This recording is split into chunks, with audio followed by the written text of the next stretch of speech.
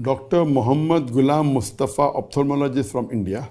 Sir, what is the reason both scientifically and spiritually to make halal chicken, halal goat, but not fish? Please reply.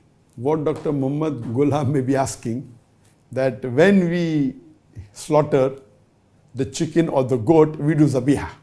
So why is there not a requirement to do zabiha to a fish? And that's a very good question. As far as Islam is concerned, Quran clearly mentions in Surah Maida, chapter number 5, verse number 96, that lawful for you is the pursuit of the water game. And Allah says in Surah Maida, lawful for you are food of the sea, fresh and tender. So Allah has given permission, it's allowed.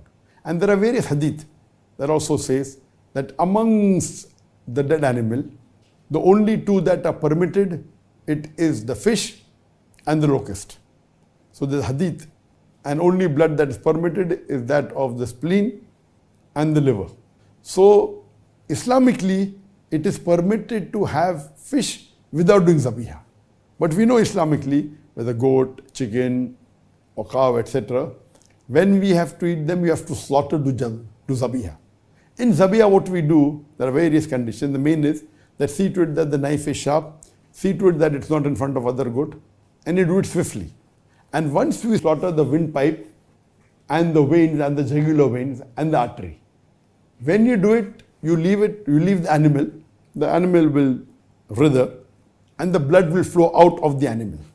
So when you do zabiha, the blood, which is a good media of germs and bacteria, majority flows out of the body. So that's the reason zabiha is compulsory when we are having non-veg food like meat, mutton, beef, etc., anything, we have to do zabiya.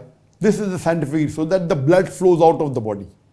When the blood flows out of the animal's body, there are less germs and bacteria, because blood is a very good medium of germs and bacteria.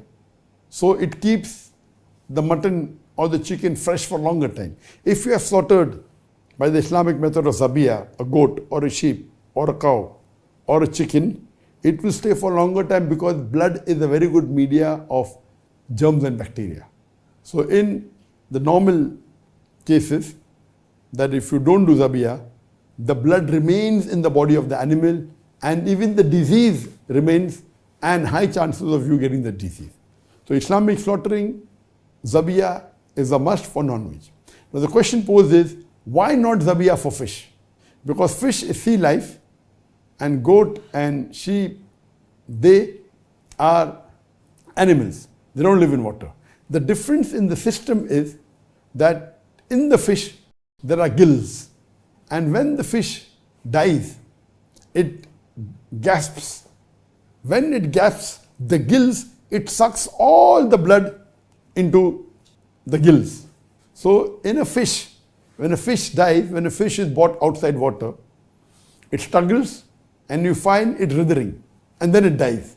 So when it's out of water, because the fish cannot breathe, so what happens? When it starts breathing and it cannot, it can only normally breathe in water.